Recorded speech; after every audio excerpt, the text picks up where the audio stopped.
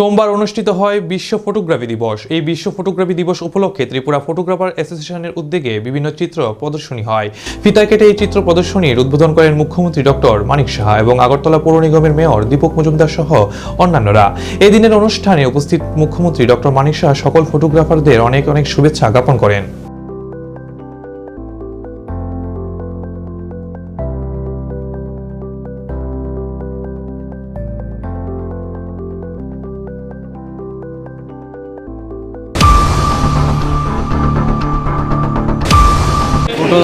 Tripura photo journalist অ্যাসোসিয়েশনের উদ্যোগে এখানে ওয়ার্ল্ড ফটোগ্রাফি ডে উপলক্ষে ওনারা অনেক ফটোগ্রাফ এখানে রেখেছে এবং গত বছর আমি এখানে এসেছিলাম।